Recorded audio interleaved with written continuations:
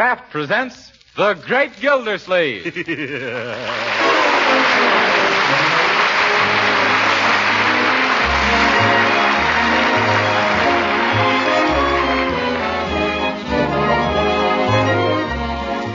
Each week at this time, Kraft presents from Hollywood, California, Harold Perry as The Great Gildersleeve, written by Leonard L. Levinson.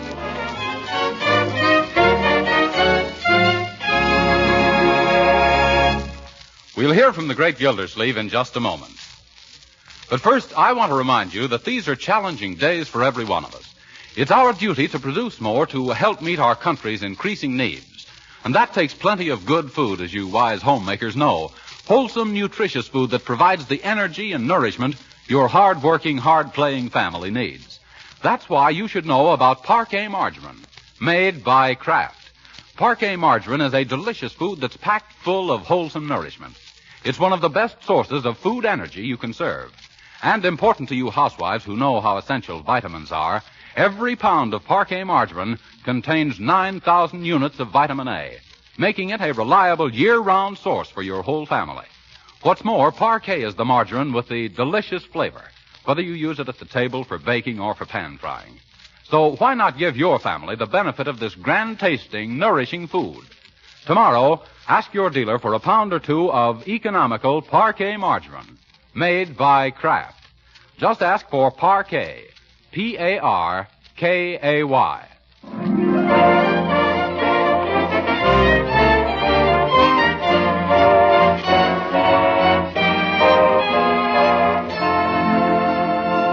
And now let's visit our friend, the Great Gildersleeve.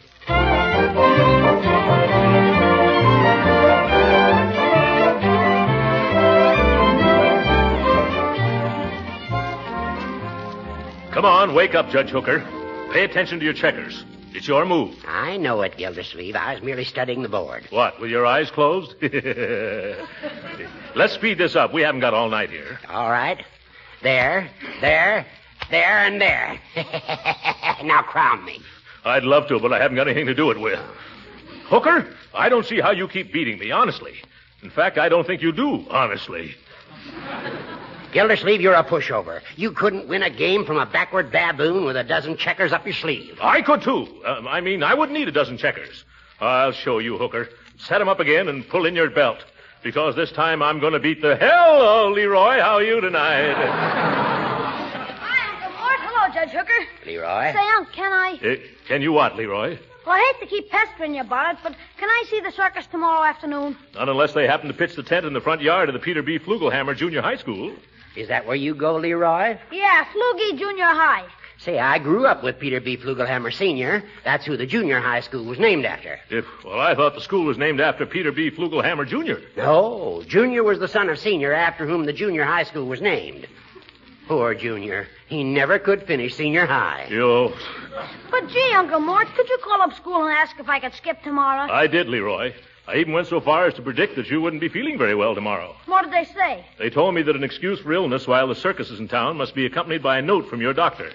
Shucks, that's a heck of a note. Yes.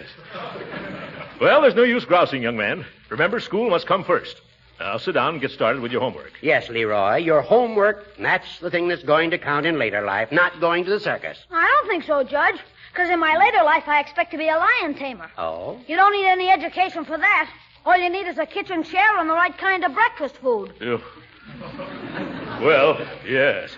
This lion taming is new, though. Last week you were going to become a pitcher with the Brooklyn Dodgers. Oh, that was last week. Oh. Gee, I wouldn't mind missing the circus so much, Uncle Mort, but I hate to see those passes go to waste. Oh, did you get passes, Gildersleeve? Did I get passes? Yes, sir. I've got certain connections. Yeah, Uncle Mort gets the right number of beans in that jar in the drugstore window. Oh. Yes, I connected that time. Gee, Uncle Mort, are you sure you can't take me? I'm sorry, Leroy, but you'd better make up your mind to skip the circus. Oh, gee, a guy can't get any fun out of life. You know, Gildersleeve, sometimes I think our school system has become too scientific, too streamlined. You're right, Judge. These days, everything is streamlined. Except me. Yes. Things were a lot different in the days when I went to school. What a memory.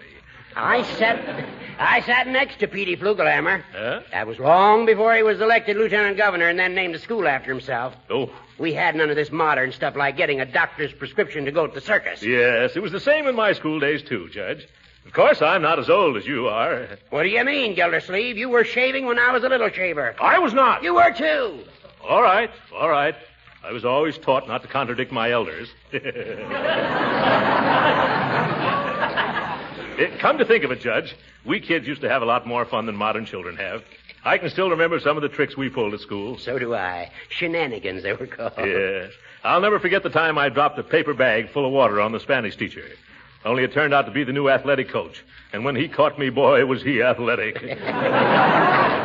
That's nothing. I once sneaked up behind Miss Pettibone's desk and tacked her dress to the floor. Kids don't do a thing like that these days. Yeah, kids can't do a thing like that these days.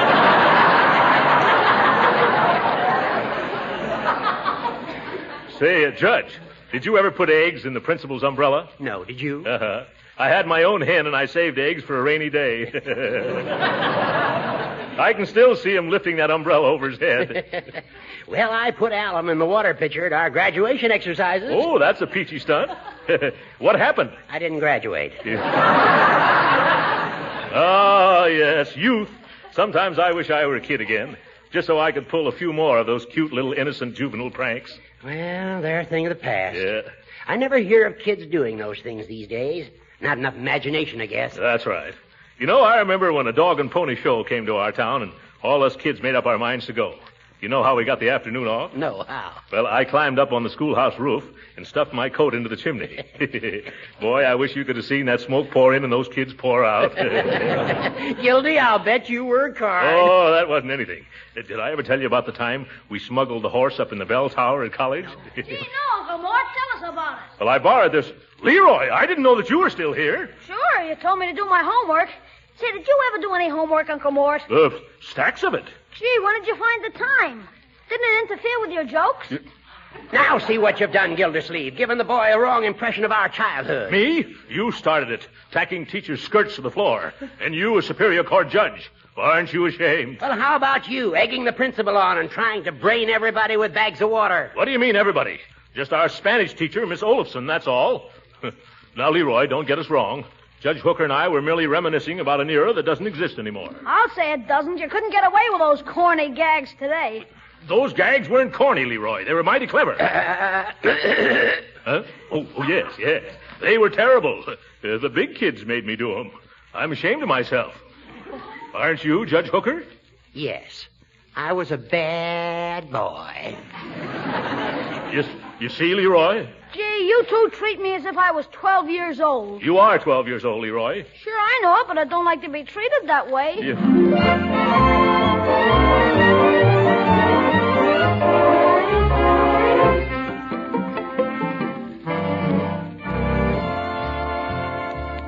You'll have to hurry, Marjorie, if you're going to the circus with me. I'm almost ready. What's the rush, Uncle Mort? Well, I'd like to get there on time for once. No matter when I start, it seems I always arrive in time to get caught in the opening procession. One year, a hippopotamus chased me around the ring twice. I never did find my seat. It's too bad Leroy couldn't get off from school to come with us. Yes, the poor boy. Well, we'll bring him back a red balloon and a little whip with the tassel. Hey, anybody home? Hi. Leroy! Gee, I'm glad I caught you before you left for the circus. Well, Leroy, what are you doing home at this hour? School was dismissed just now. Come on, let's go to the circus. By the way, Leroy, why were classes dismissed? Well, you might call it an accident. Accident? What was the accident? Oh, nothing serious. Then what was it? Oh, it seems they had to get all the students out quick on account of all the rooms had to be aired out. Aired out? They did? Why? Well, nobody knows for sure exactly, but the general opinion is that somehow or other, a skunk got into the air conditioning system. Oh!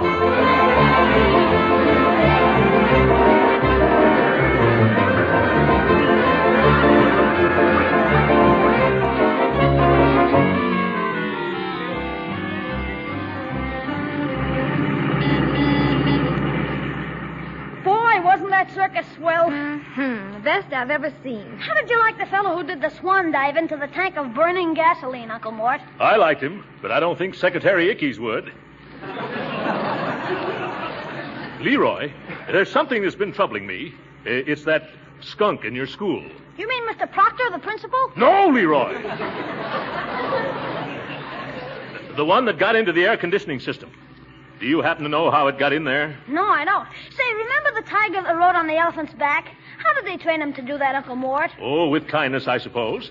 Leroy, did you happen to have anything to do with it? With the tiger, Uncle Mort? No, the skunk. That wasn't a skunk, Uncle. It was a tiger. Tigers and skunks have different kinds of stripes. I know they have. I'm talking about school. But, I've been thinking.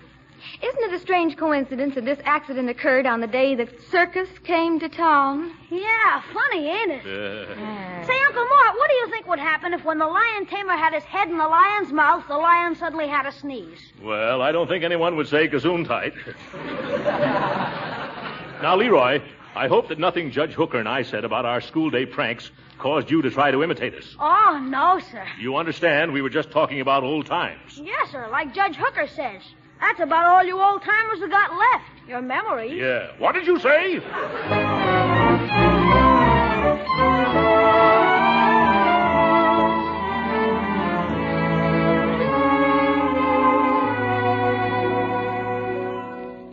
Good afternoon, Bertie. Is Leroy home from school yet? Well, let me look in the refrigerator. No, sir. Did you expect to find him in there? No, but I can tell if he's here by what ain't.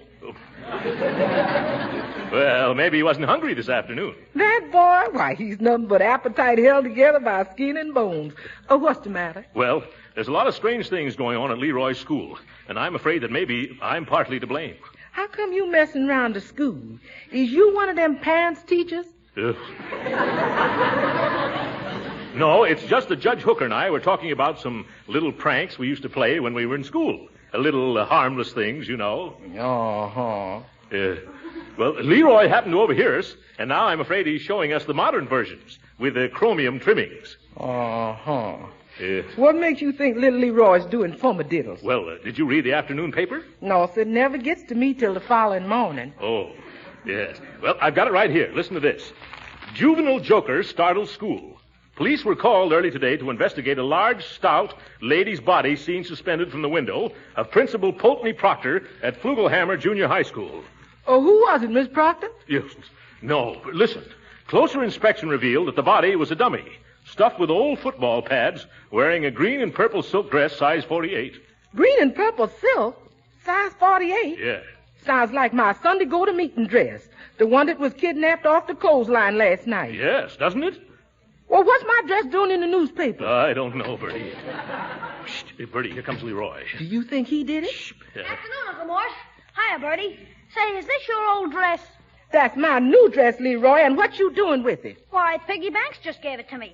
He says the wind must have blown it over into his yard. He found it under a window. Young man, isn't this the dress that was hanging out of Mr. Proctor's window this morning? You mean on the dummy that was suspended from school? Well, how could it be if it belongs to Bertie? What do you think, Bertie? I ain't saying nothing. I'm only too glad to get my dress back without paying ransom. I'm going to hide it this time. Yeah. I don't know what to do. Look, Leroy, don't think of me just as your uncle and your guardian. Think of me as your pal, your buddy. Now, if there's anything that's troubling your little mind, why don't you just come right out with it? Well, okay, Unc. There is something that's been bothering me. I understand. Go right ahead, my boy. What is it? Well, how did you ever get that horse up into the bell tower at college? Oh!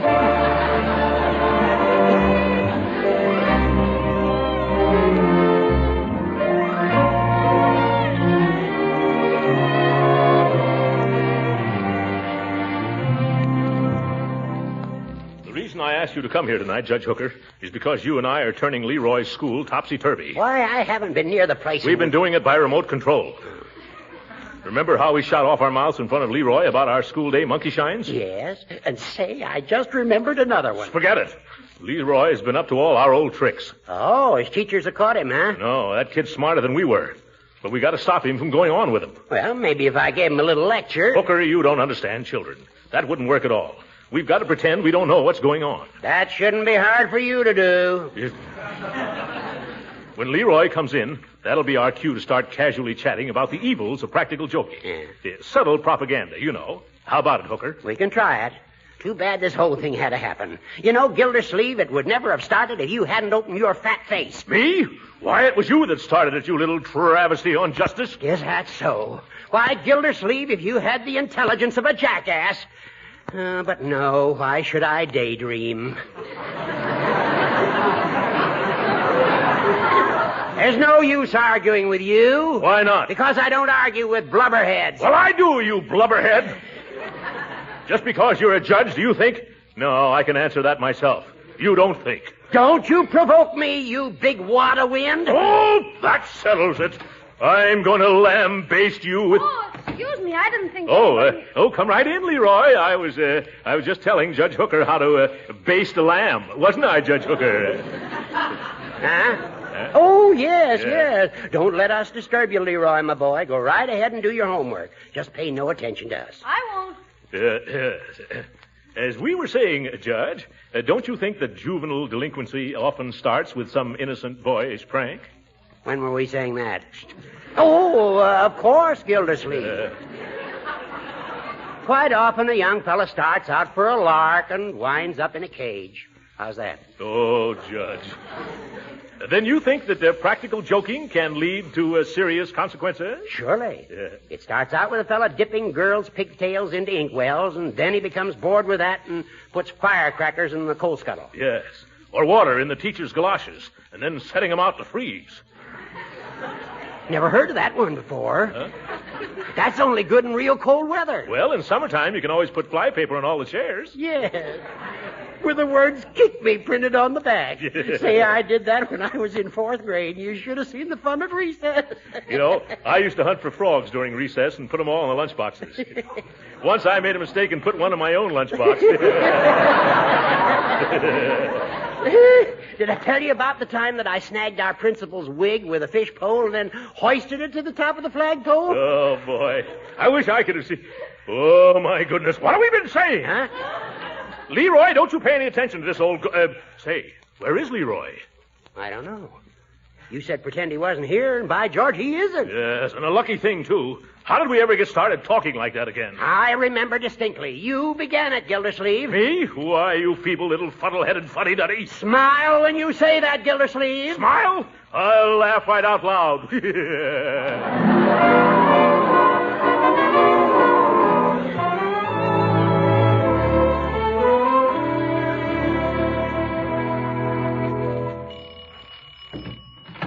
Hello, Marjorie. Hello, Pierpont. I came to see Meatball.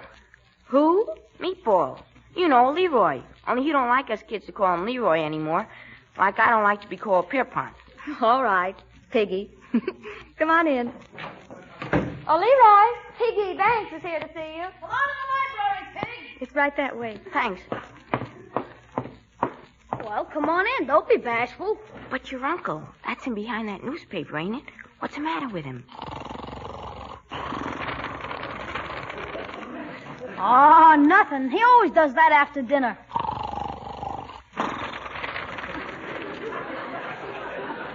He's digesting his food. Oh. Ain't we going to disturb him? No, we had roast beef and potatoes for dinner. Nothing will bother Unc for another hour at least.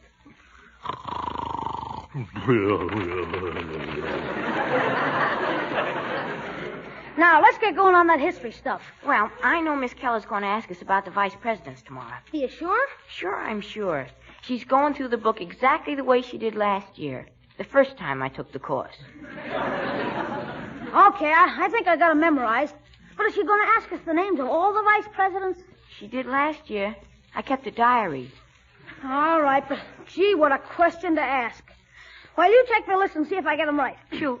John Adams, Thomas Jefferson, Aaron Burr, Aaron Burr... You said that.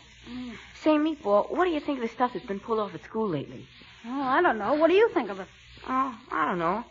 Have any idea who's doing it? Gee, I don't know. You got any idea? Well, I don't know. Who do you think? I don't know. Let's get back to the vice presidents. Okay. Shoot. John Adams, Thomas Jefferson, Aaron Burr. Say, I wonder who put the iron sulfide in Miss Keller's inkwell. How'd you know it was iron sulfide, Meatball? Shucks, anybody knows that's the stuff that puts the smell in inkwell. You know who pulled that one, Piggy? Let's get back to Vice President. Okay. John Adams, Thomas Jefferson, Aaron Burr. I don't know what good knowing the vice president is going to do a guy who's going to be a stuntman in the movies.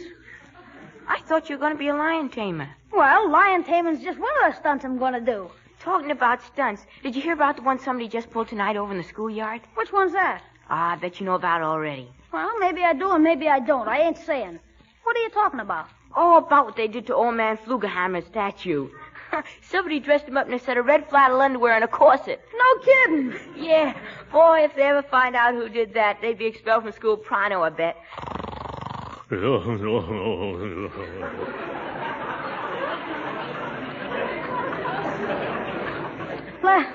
get on with the vice president's, Pig. All right.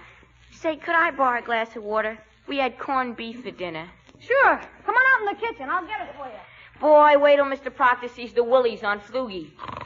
Did I hear right? Red flannels and a corset on Flugie? Or was I just dreaming? No, there's Piggy Banks's hat. It's true. Oh, let me think. Yes, that's what I'll have to do. Yes, 6. Hooker's just as much to blame as I am. I can't let Leroy be expelled. Hello, Judge. This is Gildersleeve. You got to help me with something. I can't explain now, but I'll pick you up in about 10 minutes. We got a date with an old schoolmate of yours.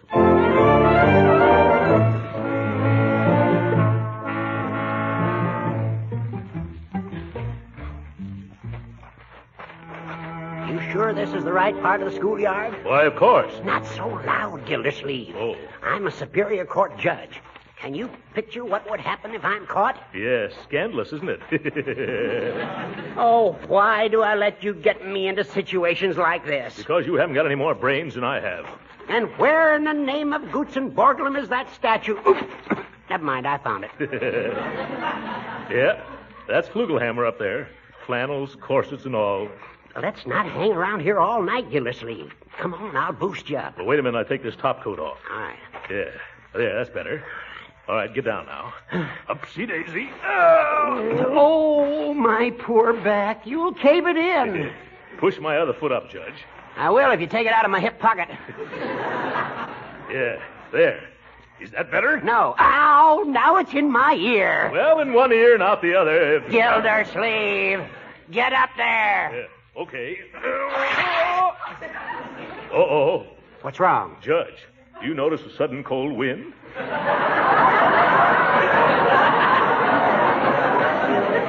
No, can't say that I do. Which way is it coming? Up.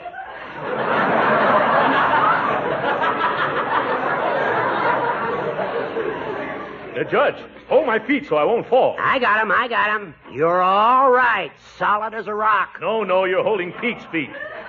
What? The flat-footed Flugelhammer. Yeah, that's better. Now I can get to work. I wonder where Leroy ever found this corset. Make it snappy, Gildersleeve. Who do you think you are, Gypsy Rose Lee? Yep. Okay, I've got it now. Here, catch it, Judge. Hurry up before somebody catches us. All right. Hey, Leroy must have sewn this underwear on.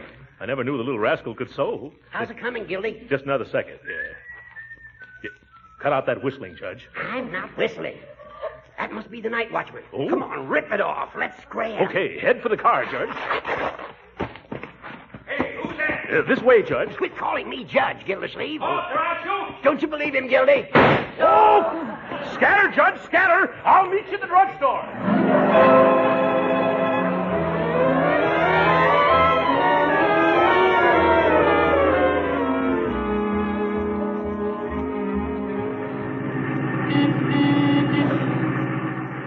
I wonder why the principal sent for us, Uncle Mort. Well, now, you let me handle the whole thing, Marjorie. Do you think that Leroy might be in some trouble? Well, I didn't want to tell you, Marjorie, but your brother has turned his school into a midget version of Hellzapoppin'.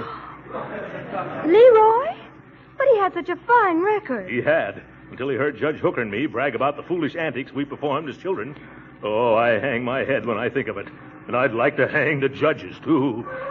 Oh, now, Uncle Mort, it can't be that serious. No? Well, come on. You'll see. You know, after all, boys will be boys. Leroy is just a bit high-spirited. And what's wrong with that, sir? You were a boy once yourself, weren't you? Me? No. I was talking to the principal. Rehearsing, I mean. After you, my dear. Yes. Look at George Washington and the cherry tree. Just high spirits? Washington was a boy, too. We were all boys. Uncle, are you all right? Of course I am. No, I'm not. It's been a long, long time since I was called to the principal's office, but I still get that old feeling. Me, too. Yeah. Well, brace up, Uncle Mort. Here we are. Okay. Let's go in. Hope he doesn't make us stay after school, Marjorie. Mr. Proctor? Yes? I'm Leroy Forrester's uncle, and this is his sister, Marjorie. Well, I'm glad to see you two. I want to talk to you about that young man. Yes, I know, Mr. Proctor. Really, he's a fine boy at heart. I realize that. There's something I want to tell you. Sure, about. But you were a boy once yourself, weren't you, Mr. Proctor? Of course I was. You see, Marjorie, didn't I tell you? Mr. Proctor was a boy once himself. Probably high-spirited, too. Surely. Now about your nephew. I hope you're not going to be harsh with him. But why should I be, Mr. Forrester? Excuse me, my name's Gildersleeve. Throckmorton P. Gildersleeve. Glad to meet you, Mr. Did you say Gildersleeve? Yes. Did I say something wrong? That happens to be my name. And does that happen to be your top coat hanging on that hook? Where? Yes. How did it happen to get here? Last night, that coat with your name in it was found by our night watchman. Oh, my goodness. Excuse me. I just remembered a dental appointment. One moment. Here's something else that belongs to you. Your red flannel underwear and your corset. Corset? What? Uncle Mort. I don't understand. Neither does Mr. Proctor. I understand only too well. Aren't you ashamed of yourself? A grown man. A big, fat, grown man. Going around at night putting union suits on statues. Uncle Mort, what is this? Now, can't you explain? Sure, if I can get a word in edgewise. Actions speak louder than words, Gildersleeve. It's a lucky thing for you that Leroy Forrester is your nephew. It is? Yes. I'd expose you in a minute, but I don't want to spoil Leroy's big day. Leroy's big day? Oh, what has he done now? That's why I sent for you. Today, he's going to be presented with the Chamber of Commerce Medal as the outstanding student in Flugelhammer Junior High School. What? Leroy? Well, I knew it all along.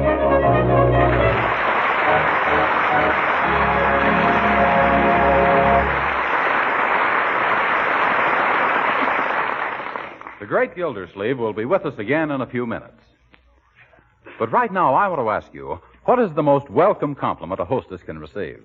Well, I'm told it's sincere appreciation of the dishes she serves. Comments on the lightness of her cakes, the flakiness of her pie crusts. Exclamations on how downright good everything tastes. So here's a tip for you housewives. For baking that's sure to win compliments, use delicious Parquet margarine, made by Kraft. You see, Parquet margarine is a genuine flavor shortening, not a bland, tasteless fat. Yes, the same delicate, appetizing taste that makes Parquet margarine so delicious for table use gives added flavor to baked foods, too. And Parquet mixes so easily and creams so smoothly, it's really pleasant to use. Remember, too, that Parquet margarine's flavor makes pan-fried foods taste better, and it doesn't spatter or stick to the pan. And whether you serve delicious Parquet margarine at the table or use it for cooking, you are giving your family a nutritious, wholesome energy food. Remember, too, that Parquet is an excellent source of vitamin A. So give your family the benefits of this delightful, nourishing food. Serve them economical Parquet margarine tomorrow. Just ask your dealer for Parquet, Parkay. It's made by Kraft.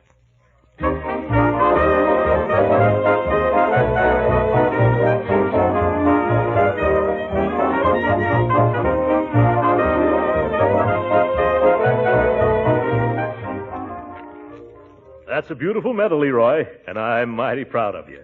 But, won't you answer just one question for me, my boy?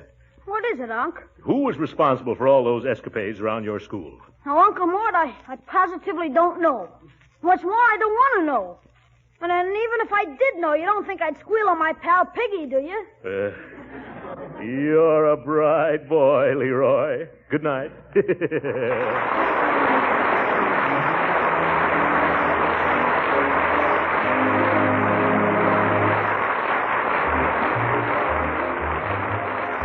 Original music heard on this program was composed and conducted by William Randolph. This is Jim Bannon speaking for the Kraft Cheese Company and inviting you to be with us again next week at this same time for the further adventures of the Great Gildersleeve. This is the National Broadcasting Company.